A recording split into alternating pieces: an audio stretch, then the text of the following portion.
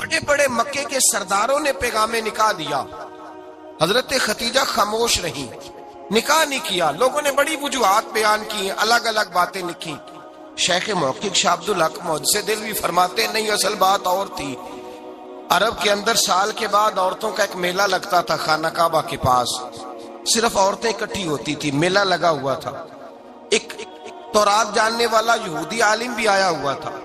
وہ بیویوں کے مجمع پہ نظر ڈال کے کہنے لگا، بیویوں مرد کا کام تو کوئی نہیں عورتوں کے مجمع میں بات کرنا، لیکن میں تمہیں ایک پیغام دینے لگا ہوں۔ اللہ کے آخری رسول جو مکے میں پیدا ہونے والے ہیں، ان کے آنے کا وقت قریب آ گیا ہے۔ وہ بی بی بڑی خوش نصیب ہوگی جنہیں ان کی رفاقت ملے گی۔ عورتوں نے جب دیکھا کہ مرد آ گیا عورتوں کے میلے میں تو انہوں نے ڈانٹا جھڑکا، کہا چل اٹھا اپنی کتابیں اور نکل جا۔ حضرت خدیجہ کہتی ہیں باقیوں نے ڈانٹا پر میں نے بات پلے سے باندھ لی، میں نے پلے سے باندھ لی اور میں انتظار کرنے لگی کہ اللہ کرے وہ نصیب میرے ہی ہو، اللہ کرے مقدر میرا ہی کھلے۔ آپ فرماتی میں تسبیح پڑھتی، درود پڑھتی، میں اس زمانے میں جو اللہ کا ذکر جس طرح ہوتا تھا وہ میں شروع کرتی، اور جب فارغ ہوتی تو میں التجا کرتی کہ اللہ میرے نصیبے کھول دے۔ کہتی ہیں آہستہ آہستہ آہستہ آہستہ میں حضور کی تعریف سننے لگی، آہستہ آہستہ تعریف سننے لگی۔ نبی پاک صادق ہیں، امین ہیں، سچے ہیں، دیانتدار ہیں، اس برے اور میلے معاشرے میں بھی وہ سب سے اعلیٰ بھی ہیں اور سب سے اجلے بھی ہیں، وہ سب سے پاکیزہ ہیں۔ میں سننے لگی تعارف، آہستہ آہستہ میں ان کی گرویدہ ہونے لگی۔ ادھر نبی پاک صلی اللہ علیہ وسلم اپنے چچا جناب ابو طالب کے پاس رہتے تھے، قحط آ گیا، حالات بگڑ گئے۔ حضور سید عالم صلی اللہ تعالی علیہ وسلم سے چچا کہنے لگے، بیٹے اگر مال تجارت لے کے شام جاؤ تو بڑا نفع کماؤ گے، ہمیں ضرورت بھی ہے، اور اگر ہو سکے تو ختیجہ کا مال لے کے جاؤ۔ نبی پاک نے کہا چچا میں نہیں کہوں گا کسی سے جا کے، میں نہیں کہتا کسی سے جا کے، جو میرے نصیب میں ہوگا میرا رب خود عطا فرمائے گا، میں نہیں کہوں گا۔ مصطفیٰ نے تو نہیں کہا۔ حضرت خدیجہ رضی اللہ تعالیٰ عنہ کہتی ہے میں نے خود اپنی خادمہ کو بھیجا، میں نے کہا جا کے پوچھو تو صحیح کہ میرا مال قبول ہوتا بھی ہے کہ نہیں، پوچھو۔ نبی پاک صلی اللہ علیہ وسلم سے پوچھا، حضرت خدیجہ کی خواہش ہے کہ آپ مال لے کے جائیں، حضور نے قبول کر لیا۔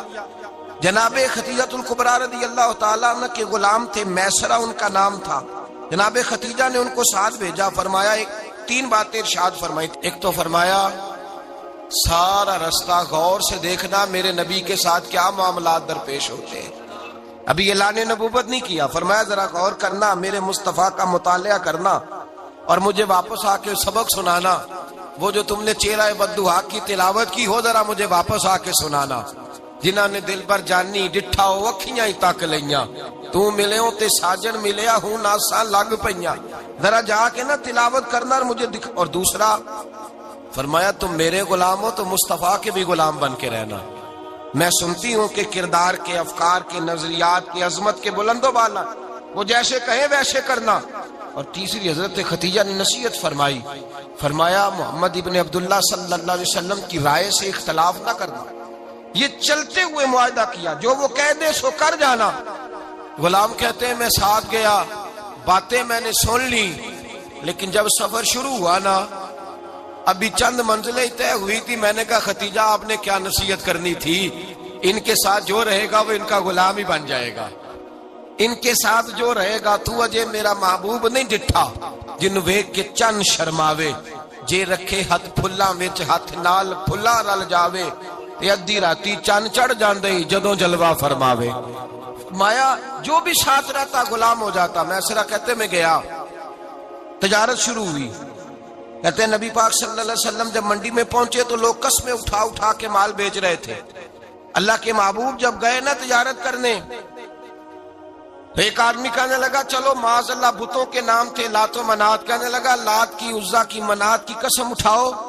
تو نبی پاک فرمانے لگے ان کی قسم اٹھاؤں جن کا میں نام لینا بھی پسند نہیں کرتا۔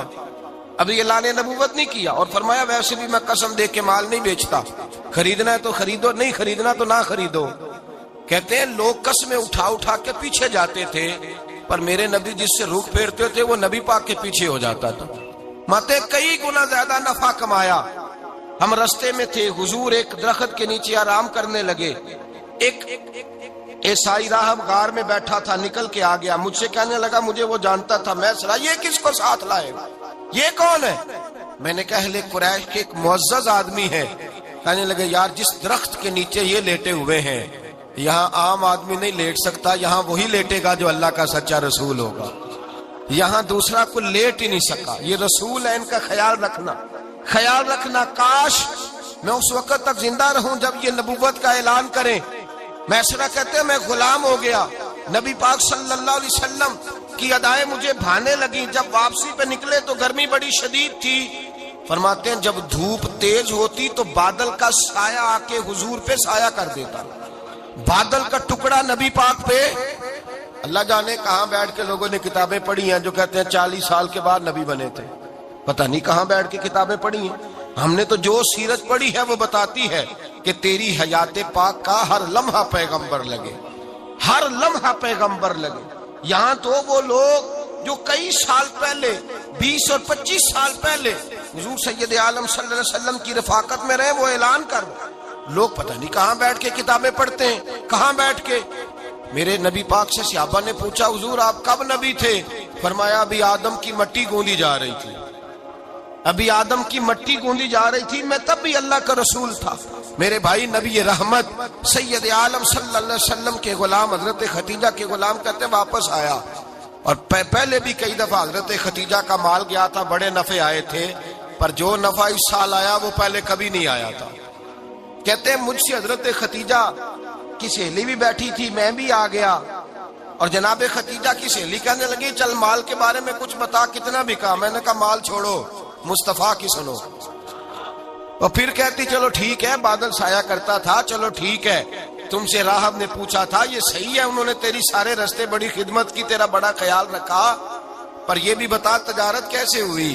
تو میں سرا کہنے لگا زندگی میں نے بھی ساری گزار دی ہے، پر اس رسول کے ساتھ 4 دن ہی گزارے ہیں، حد ہو گئی مجھ سے، اور کچھ نہ پوچھو، اور کچھ نہ پوچھو، آ میرے دل آمنہ کے لال کی باتیں کرے، اور کچھ نہ پوچھو، بس ذکر ان کا چھیڑیے ہر بات پر، اور چھیڑنا شیطان کا عادت کیجئے، بس مجھے حضور کے تذکرے بیان کرنے ہیں، ذکر مصطفیٰ کرنا ہے۔ حضرت خدیجہ الکبریٰ بڑی متاثر ہوئی، کہتی ہیں مجھے درجنوں لوگوں نے پیغام نکاح دیا تھا پر میں نے سنی نہیں تھی، میں نے نفیسہ کے ہاتھ پیغام بھیجا، میں نے کہا میری عمر 40 سال ہے، ان کی 25 سال، اور میرا احوال اور طرح کا ہے، وہ شہنشاہ ہے، جا کے پوچھو تو صحیح، بھلا میں قبول ہوتی ہوں؟ پوچھو۔ نفیسہ کہتی ہیں میں آئی تو وہ خاتون جن کے لیے لوگ بڑے بڑے قریش پیغام دیتے تھے، پیغام لے کے آئی، تو رسول پاک نے عجیب رنگ بیان کیا اپنی سیرت کا۔ جب میں پہنچی میں نے کہا خدیجہ نکاح کرنا چاہتی ہیں؟ نفیسہ کہتی ہے میرا خیال تھا کہ کوئی اور ہوتا تو کرسی سے اٹھ کھڑا ہوگا، فوراً کہے گا اچھا جلدی کرو بات کرو۔ جب میں نے آ کے کہا نا حضور خدیجہ نکاح کرنا چاہتی ہے، تو نبی پاک نے میری طرف دیکھا، فرمایا وہ کہتی ہیں کہ تم کہتی ہو؟ کہا وہ کہتی ہیں، تو حضور نے فرمایا ٹھہر جاؤ، میں اپنے چچا سے پوچھ کے بتاؤں گا، میں مشورہ کروں گا، میں پوچھ کے بتاؤں گا۔ آج بچوں کو کچھ سبق بڑے یاد ہیں، کہتے ہیں پسند کی شادی کرنا حضرت صاحب ناجائز ہے، پسند کی شادی کرنا کو ناجائز ہے؟ اور میں نے کہا بھائی صرف ایک ہی جائز چیز رہ گئی، اور کوئی شے جائز نہیں، یہ ایک ہی جائز چیز ہے جس کا فتویٰ سارے نوجوان پوچھتے پھرتے ہیں، سارے رانجے بنے پھرتے ہیں، مجنوں بنے پھرتے ہیں، سارے مئی وال ہو گئے۔ اللہ پاک وہ ہدایت کی توفیق عطا فرمائے، سارے اس بری لت کا شکار ہو گئے۔ او بھائی نبی پاک سوائے خدا کے کسی کے پابند نہیں، لیکن میرے مصطفیٰ نے اپنی امت کو یہ درس دیا ہے کہ جو بڑوں کے شفقت کے سائے میں چلتا ہے اللہ اس کی مدد فرمایا کرتا ہے۔ تجھے کیا پتا تیرا اچھا بھلا کس بات میں؟ کہا نکاح کرنا چاہتی ہوں، فرمایا چچا سے پوچھ کے بتاؤں گا۔ خدیجہ رضی اللہ تعالیٰ عنہ کہتی ہیں انہوں نے پوچھا، جناب ابو طالب کہنے لگے یہ تو خوش قسمتی ہے کہ ہمیں ایسی بہو مل جائے جس کے کردار میں، افکار میں، نظریات میں اتنی نفاست۔ مصطفیٰ کریم کے ساتھ نکاح ہوا، قربان جائیں۔ حضرت خدیجہ الکبریٰ کی شادی ہوئی تو بھائی بڑا مشکل ہوتا ہے، بڑا مشکل ہوتا ہے اپنے آپ کو ڈھالنا، لیکن جناب خدیجہ کی زندگی اٹھا کے دیکھو، میں یہ نہیں کہہ سکتا وہ کروڑ پتی تھی، ارب خرب کی میں بات ہی نہیں کر سکتا، اور 20 نوکرانیاں تھیں ان کے پاس، درجنوں ان کے پاس غلام تھے، لیکن جب رسول اللہ کے دروازہ نور پہ آئی ہیں، انہوں نے میرے نبی کے گھر میں جھاڑو بھی دیا ہے، انہوں نے حضور کے کپڑے بھی دھوئے ہیں، انہوں نے رسول اللہ کے لیے اپنے ہاتھوں سے کھانا بنایا، انہوں نے دیکھا کہ نبی پاک صلی اللہ علیہ وسلم کو دولتوں سے، تجارتوں سے، سرمایے سے پیار نہیں، جتنی دولت تھی شام کو لا کے قدموں میں رکھ دی، کہا محبوبہ جب میں تیری ہوں تو میری ہر شے ہی آپ کی ہے۔ چند دنوں میں حضور نے ساری چیزیں دے دی اللہ کے رستے میں، ہر چیز نبی پاک نے دے دی۔ حضرت خدیجہ الکبریٰ کا حال یہ تھا کہ ایک جوڑا رہ گیا، کئی جگہ سے پیوند لگے ہوئے، میں گڈی ہاتھ ڈور سجن دے او جنج رکھے اونج رہنا ہے، واجب نہیں جے وچ شریعت مندہ قسم نو کہنا، بس ٹھیک ہے جس حال میں محبوب راضی ہیں، کہا ہر چیز قدموں میں رکھ دی اور حضور کے ہر رشتے کا خیال کیا، نبی پاک کی ہر خواہش کا۔ عورتیں بالخصوص میری بات پہ توجہ کریں جو عرض کرنے لگا ہوں، آگ لگی ہوئی ہے گھروں میں، فساد ہے، لڑائی ہے، جھگڑا ہے، دنگا ہے، یہ تیرا رشتہ دار وہ میرا رشتہ دار، جب تیرے آتے ہیں تو روٹیاں جلدی پکتی ہیں، جب میرے آتے ہیں تو بیماریاں بڑی ہوتی ہیں، تیرے میرے کا جھگڑا۔ آؤ میرے مصطفیٰ کریم سید عالم کا بھی حال دیکھو، حضرت حلیمہ سعدیہ ملنے آئی، شادی کو کچھ دن گزرے تو حلیمہ سعدیہ ملنے آئی۔ حضرت حلیمہ سعدیہ سگی اماں نہیں، رضائی اماں ہے، یہاں تو سگی اماں برداشت نہیں ہوتی، سگی اماں، اور وہ بہو سوچتی نہیں بات کرتے ہوئے، سوچتی نہیں، وہ سوچتی نہیں کہ کس کے بارے میں بات کر رہی ہے، اسے پتہ ہی نہیں کہ تجھے تو پلا پلایا یہ ملا ہے نا، کبھی اس کی اماں سے پوچھ اس نے کتنی تکلیفیں برداشت کی ہیں، اس سے پوچھ کس دقت میں، کس آزمائش میں اس بچے کو پروان چڑھایا ہے، تو آج مالک بنی ہے تو رنگ ہی بدل گئی ہے، اور بچہ بھی بیوی کے ساتھ مل کر کے اماں کی غیبت کرتا ہے، سوچتا ہی نہیں کہ بات کس کی ہو رہی ہے، اسے خیال ہی نہیں آتا۔ حضرت حلیمہ سعدیہ رضائی ماں ہے، جب تشریف لائیں تو مصطفیٰ کریم نے فرمایا خدیجہ یہ میری اماں ہے۔ جناب حلیمہ سعدیہ کہتی ہیں میں گھر میں رہی، میری خدمت کی، مجھے کھانا پکا کے دیا، بستر بچھا کے دیا، کپڑے لے کے دیے، اور جب میں جانے لگی تو کہنے لگی آپ میرے مصطفیٰ کی اماں ہیں، پہلی دفعہ آئی ہیں، تھوڑا سا تحفہ نہ دے دوں؟ میں نے کہا جیسے مرضی حضرت حلیمہ کہنے لگی، تو جناب حلیمہ سعدیہ کو 40 بکریاں اور ایک اونٹ تحفے میں عطا فرمایا۔ اور یہ جو بی بی آ کے مالی بنی ہے نا آج، جس درخت کی چھاؤں میں تو بیٹھی ہوئی ہے نا، اگر تو سمجھے تو اصل احسان اس ماں کا ہے جس نے یہ پروان چڑھا کے تجھے دیا ہے، اصل نیکی اس اماں کی ہے جس نے تیرے سر پہ یہ سرتاج رکھا ہے، اور تو اس ماں کو ہی بھول گئی ہے۔ اور شکوہ بہو سے نہیں، شکوہ اس بیٹے سے ہے، بیٹے سے ہے جو علیحدہ بھی ہونے لگا تھا تو اماں سے علیحدہ ہو گیا ہے، جس نے سوچا ہی نہیں کہ ماں کے ہاتھ اٹھ جائیں تو عرش کا مالک کہتا ہے فرشتوں سے کہ پیچھے ہٹ جاؤ، ماں اور باپ اولاد کے لیے جو مانگے گے میں فوراً عطا کروں گا، تجھے پتہ ہی نہیں۔ اور ادھر رسول پاک کا کیا حال ہے، کہتے ہیں وہ تیرے رشتہ دار ہیں، تیرے بہن بھائی ہیں، تو جا میں تجھے دروازے پہ چھوڑ آؤں گا، تو مل ان سے، میں نہیں ملتا، میں صاحب ہوتا ہوں، میرا ان سے کیا لینا دینا۔ حضرت خدیجہ کے بھائی نہیں تھے، نبی پاک صلی اللہ علیہ وسلم کے سسر حیات نہیں تھے، 2 بیٹے تھے حضرت خدیجہ کے، اور وہ دونوں بیٹے پچھلے خامن سے تھے۔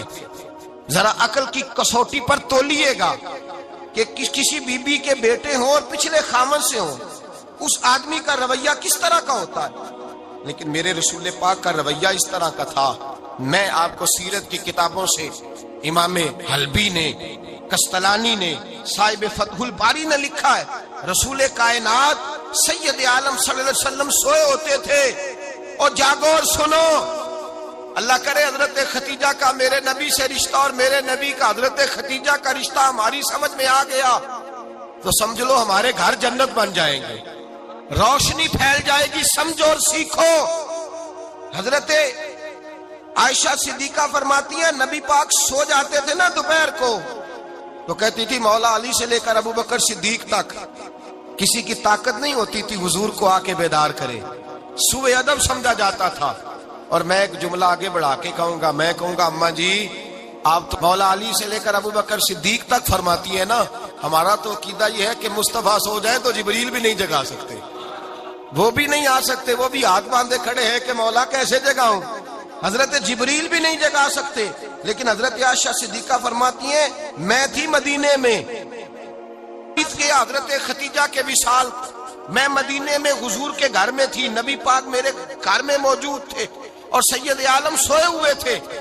حضرت خدیجہ کے پچھلے خامند کے بیٹے جناب حالہ آ گئے اور وہ مسجد میں آ کے بولے، مسجد میں توجہ کرنا، مسجد میں بولے، انہوں نے مسجد میں آ کے پوچھا کہ نبی پاک کہاں ہے؟ مسجد میں۔ تو جناب عائشہ صدیقہ فرماتی ہیں حضور سوتے ہوئے بیدار ہو گئے، حضور طامت سمیٹی، فوراً سر کے اوپر کپڑا رکھا، میں نے کہا حضور کہاں جا رہے ہیں؟ فرماتی ہے میں نے ایک دفعہ پوچھا تو حضور نے 3 دفعہ فرمایا میرا حالہ آ گیا ہے،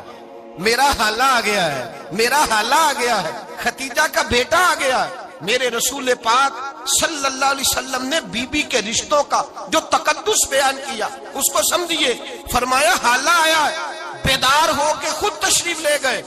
یہ تو حالہ تھے نا، بڑے بیٹے حضرت خدیجہ کے، سب سے ان کا نام ہند تھا،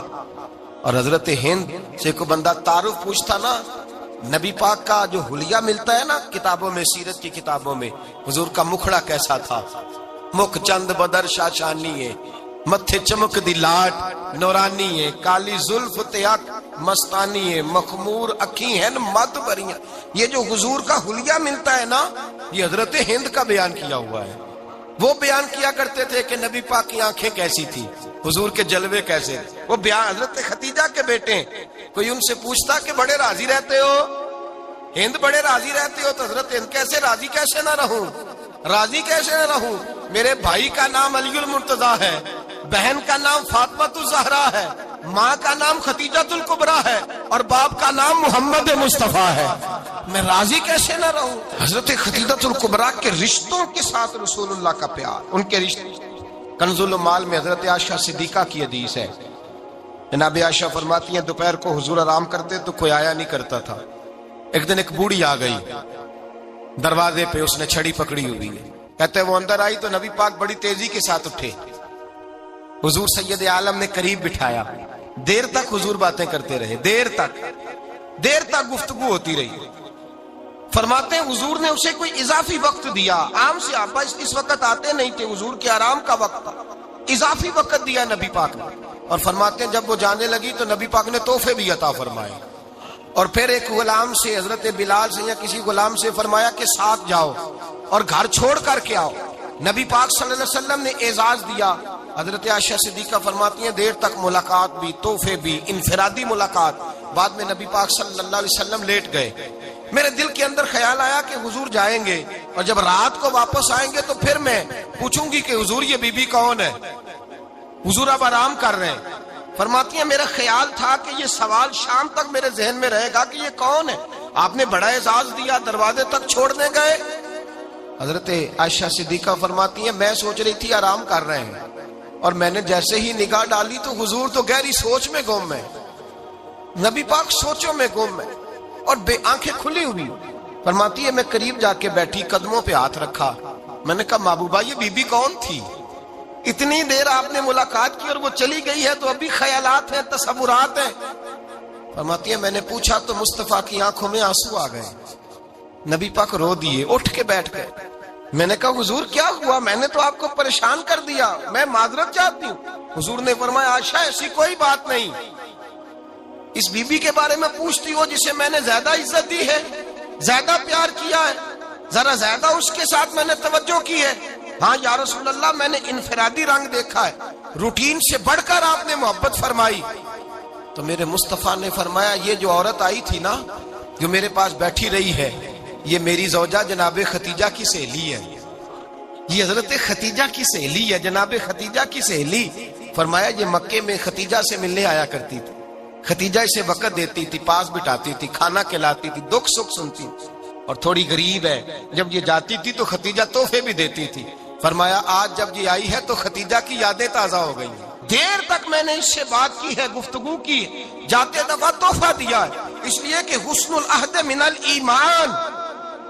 اچھے طریقے سے وعدہ نبھانا یہ بھی ایمان کا حصہ ہے، اچھے طریقے سے عہد نبھانا، تعلقات نبھانا یہ بھی ایمان کا حصہ ہے۔ حضرت خدیجہ کی سہیلیوں سے رسول اللہ صلی اللہ علیہ وسلم کا رشتہ، پہلی وحی نازل ہوئی نبی پاک پر، اب حضور جب ابتدائے وحی کے ایام آئے تو حضرت خدیجہ فرماتی ہیں رسول پاک غار حرا میں چلے جاتے، کئی دن وہاں رہتے. پہلی وحی آئی تو قرآن مجید کی تاثیر یہ ہے کہ لو انزلنا ھذا القرآن علی جبل لرأیتہ خاشعا متصدعا من خشیۃ اللہ، فرمایا اگر میں پہاڑوں پہ نازل کروں قرآن کو تو وہ بھی میرے خوف سے ریزہ ریزہ ہو جائے.